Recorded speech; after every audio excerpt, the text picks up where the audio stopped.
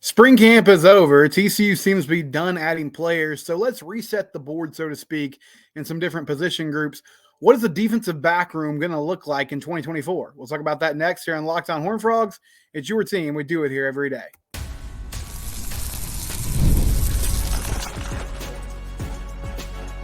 You are Locked On Horned Frogs, your daily podcast on the TCU Horned Frogs. Part of the Locked On Podcast Network, your team every day.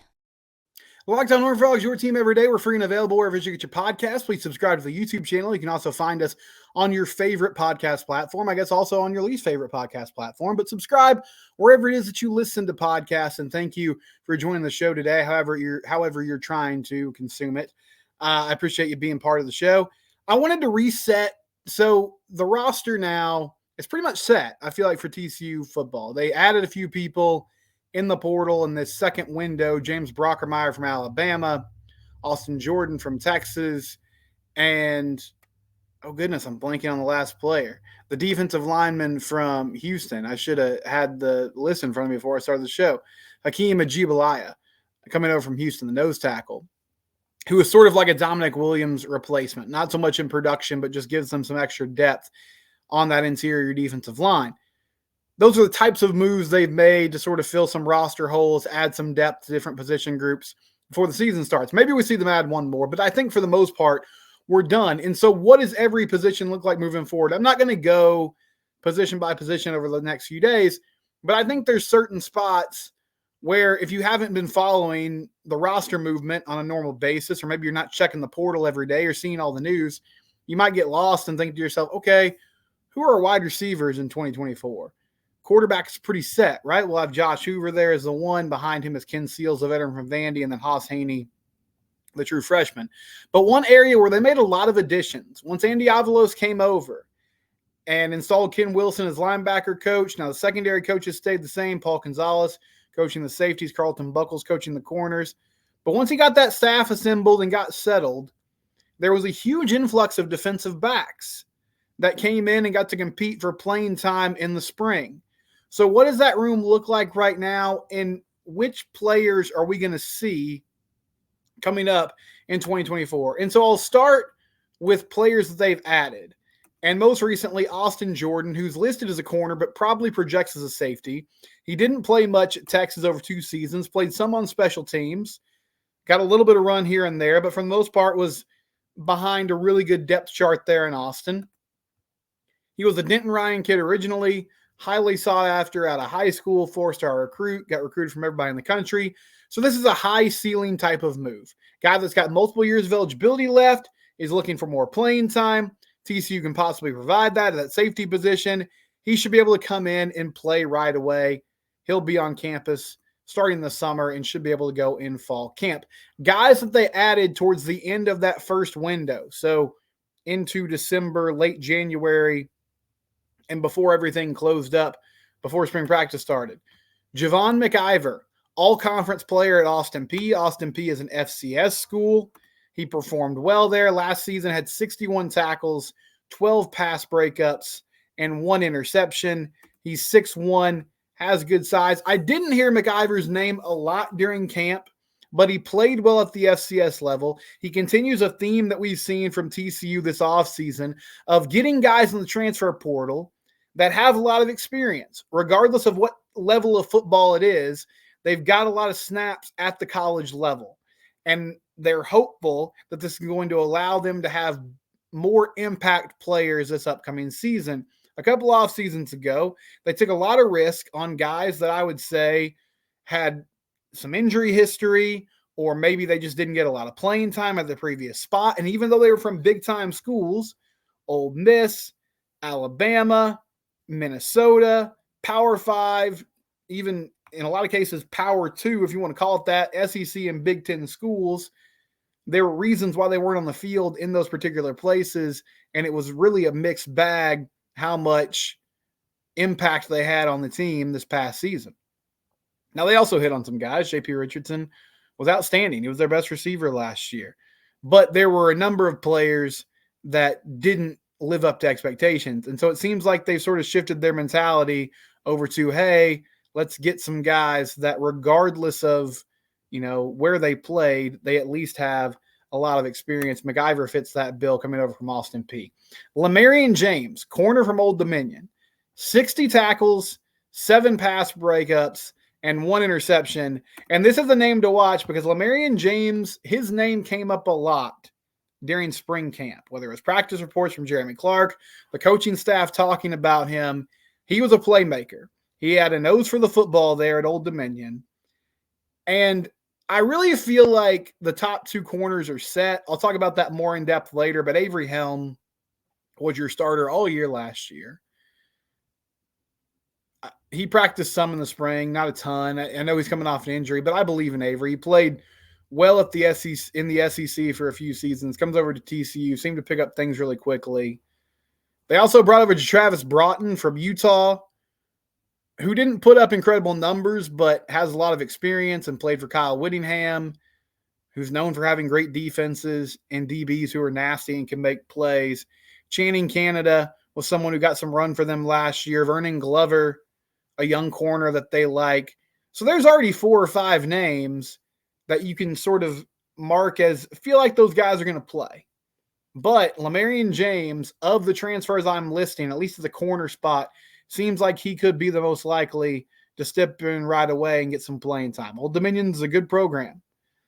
They typically, challenge some Power 5 schools. They've built something there over the last few seasons. That's just a name to watch. Lamarian James had a good spring camp. Cam Smith, safety from Memphis, 46 tackles. Here's what I like. 3 interceptions, 6 pass breakups. His name was mentioned a lot during camp as well. That safety position, a little more uncertainty there. Cam Smith, another one of those guys that'll have a chance to get some playing time, get some snaps right away. Richard Toney Jr., interesting player from Nevada, came over from Ken Wilson, who's making that move to linebackers coach after being the head coach at Nevada the past few seasons. 67 tackles, 2 interceptions, 1 pass breakup. Good size from Richard Toney. Ability to play down in the box as well as play in the back end and coverage, and that's what you want in this new defense, which is going to feature a lot of hybrid players.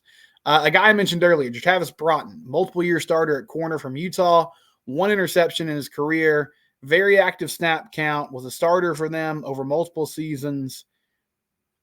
Again, a guy that you would expect to pick up on things really quickly and should be able to play right away. So of the names that I listed, the transfers that are coming in, the guys that I think have the best chance to play immediately, I feel like Lamarian James will get some run. One of those safeties, either Cam Smith or Richard Toney, whichever one kind of makes the biggest impact. And then Travis Broughton should get a lot of opportunities at corner. Also, J.C. Oliver from Tulsa, 31 tackles. Here's a number I like, 4 interceptions and 6 pass breakups. Now, one thing I'm interested in with Oliver and with Toney and Smith, now all these guys, really Oliver and Toney. One of my favorite people in the industry, his name's Q. He was a great mentor for me in radio. He's now hosting ESPN National. He also does Locked On Raiders. But he used to tell me all the time, he was a former defensive back. And he would say, guys that get interceptions, ball hawks, those type of players, that stuff cannot be taught. It's instinctual. If you cause turnovers and get picks in college, there's a good chance you're going to do it at the NFL. And if you didn't, it's not something that translates easily. Okay? There's a certain mentality you have to have, a certain ability and instinct you have to make it happen. Now, all these corners they brought in were not prolific in that area. A few of these safeties were. TCU didn't cause a ton of turnovers last season. I want more guys on this defense who can flip the field, flip the game by getting turnovers and causing havoc. And so Oliver's a name to watch there as well. Here are the players that left. So we talked about the transfers that came in. Here are the names to know that departed. And I'm going to talk about mainly guys in the portal. Like, yes, you lost Josh Newton, who's been either your number 1 or number 2 corner the past few seasons. You lost Mark Perry, Millard Bradford, a few others, but this is guys that left via the transfer portal. Andre Selden, we hardly knew you. Dre came over from New Mexico State, went through spring camp. After spring camp, decided to transfer again. Spent some time in Michigan, thought he could be a player for them. He did some good things at New Mexico State, but didn't seem to crack the depth chart, so he's moving on. Javion Wilcox, true freshman, moved on to Texas Tech. Giante McMillan, didn't really see the field over his 3 years here. Mason White, JUCO transfer, played sparingly last season, in the portal again. Randon Fontenette, that's a huge loss. Going to Vandy, wish he was still in purple.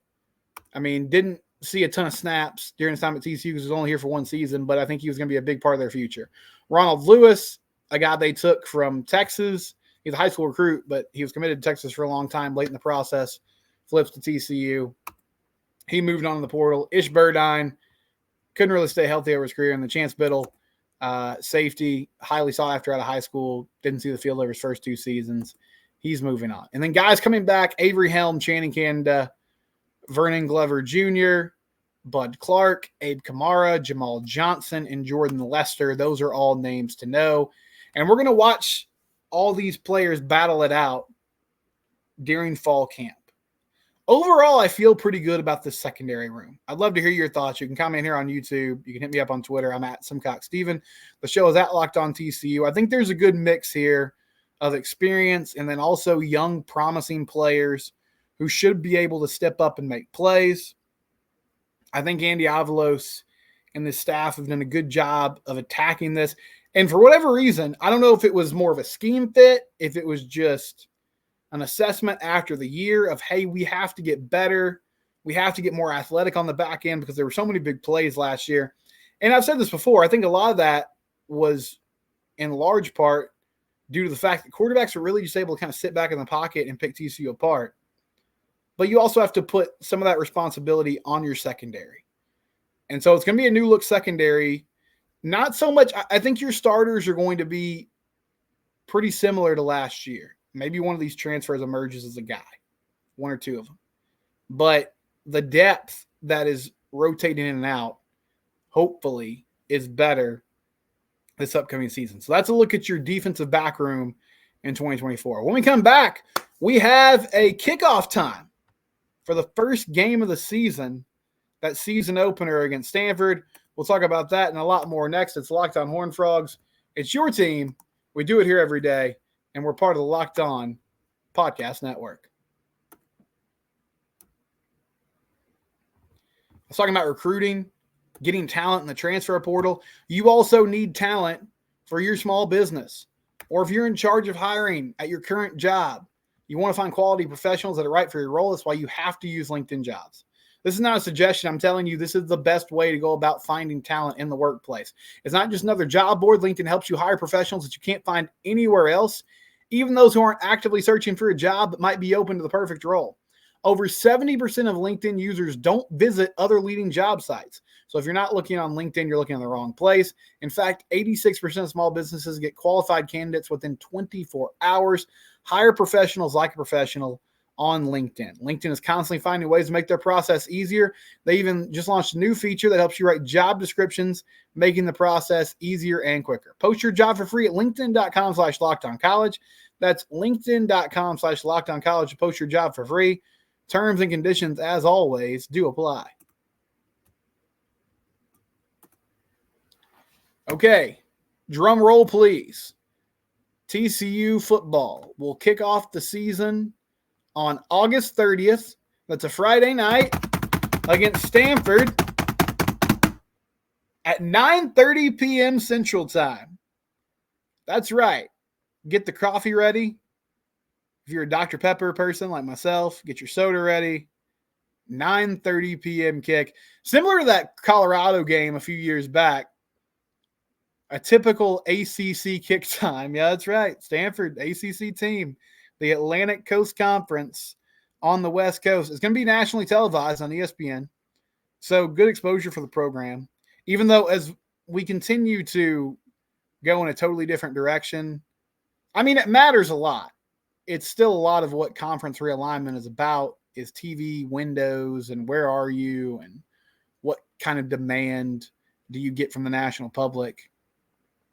But everything can be seen everywhere now.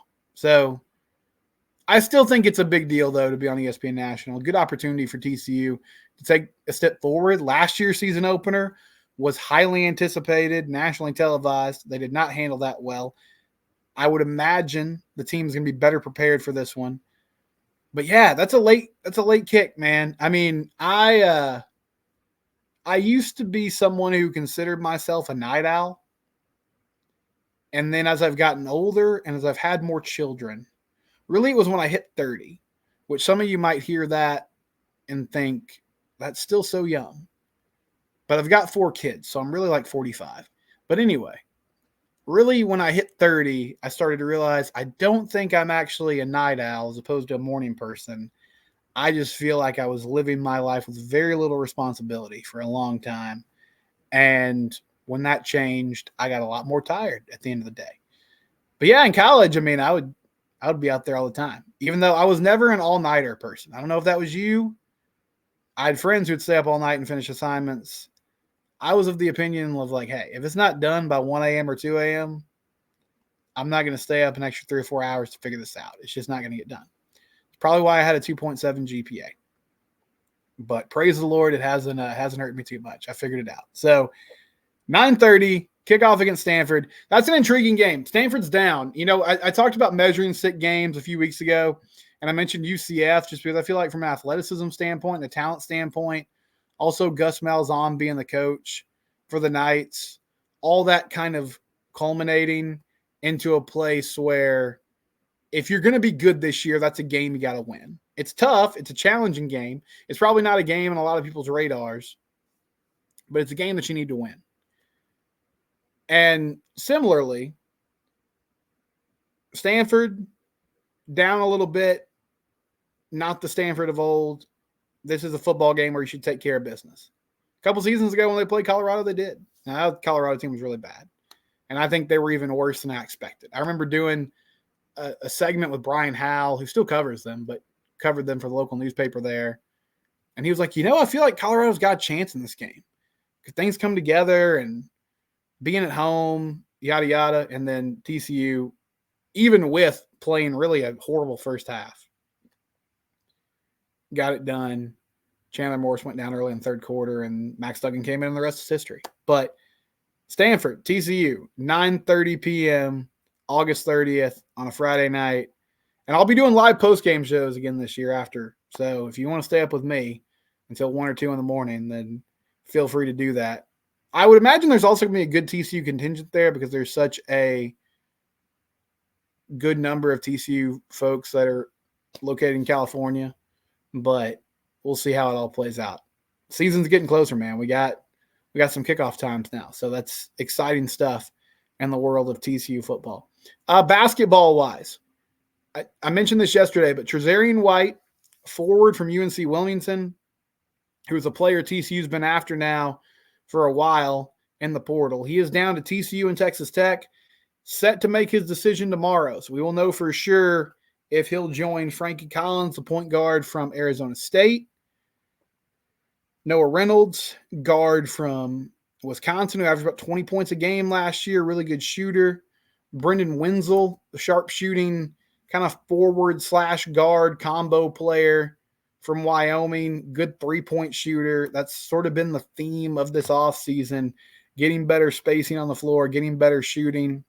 Trezarian would fit that bill too. He really shot the ball well last season, even from beyond the arc. Now, typically that hasn't been his game, but it's something that he has. It's a club he has in the bag, right? So he can dip into that if he has to, and hopefully it's something that will carry over to next season as well. That's kind of the big name left on the board for Jamie Dixon's squad.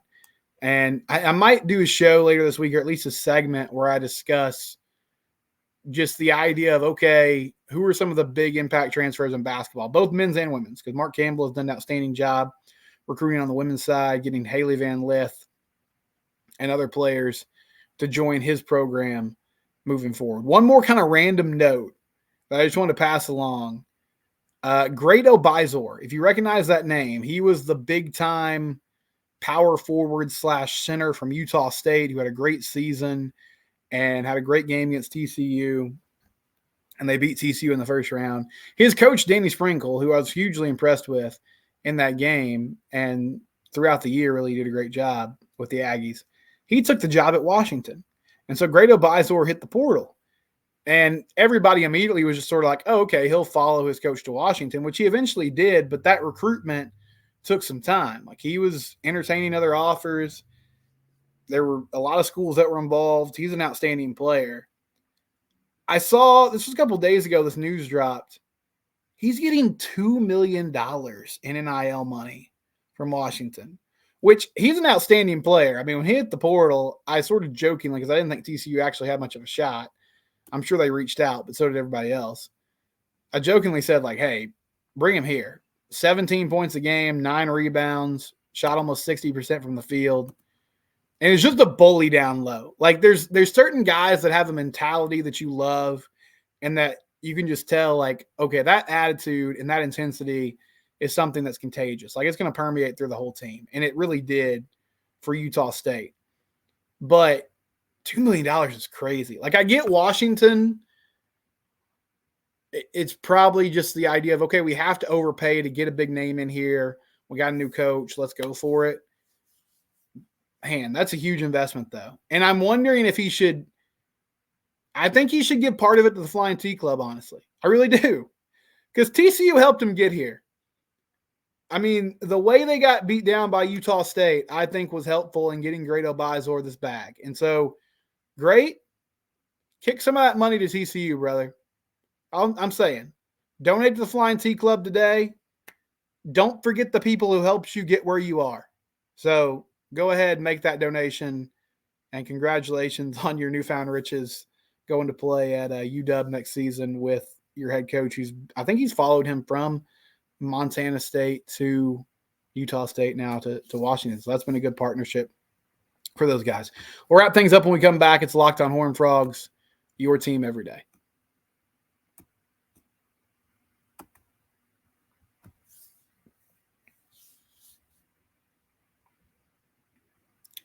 TCU baseball was supposed to play a midweek game against Baylor tonight. It was a non-conference game, sort of a weird deal. Oklahoma and Oklahoma State frequently do this, though. You try to keep those non-con games in the midweek in state if you can, just to reduce travel. And so I guess they kind of cycled through the normal opponents and had this opening. They were going to play. They ended up canceling that ball game. If you missed it yesterday, the news has been out there. I shared my sympathies on the podcast. Peyton Tolle, his mom, Gina, has been battling cancer the past 5 years. She passed away last week. And so the team, to my understanding and my knowledge, and this is a really outstanding gesture, I think it speaks to the family atmosphere that is there at TCU baseball and how much those guys care about each other. They traveled to Oklahoma, where the Tolle family's from, and that's where they had the funeral. And they spent time with them. They were there for the services. And so out of just kind of respect for everybody and the travel and just the emotional last few days, Baylor and TCU decided to take that game off the schedule. So they're not playing tonight. Again, we're continuing to pray for the Tolle family.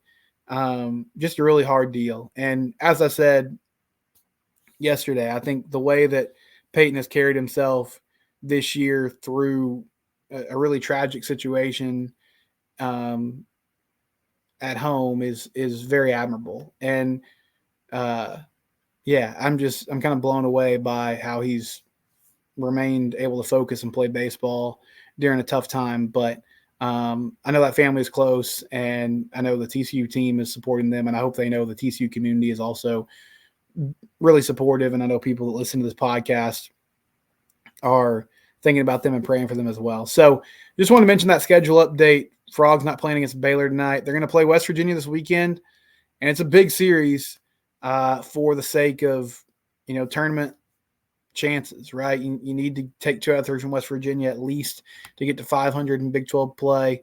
They are guaranteed to make the Big 12 tournament. We just don't know what the seeding is going to look like. This weekend's games will also determine that. So big weekend coming up on the field for TCU baseball. That game against Baylor, not getting played tonight, though, that midweek non-conference game. We'll be back tomorrow. It's Locked on Horned Frogs. It's your team. We do it here every day.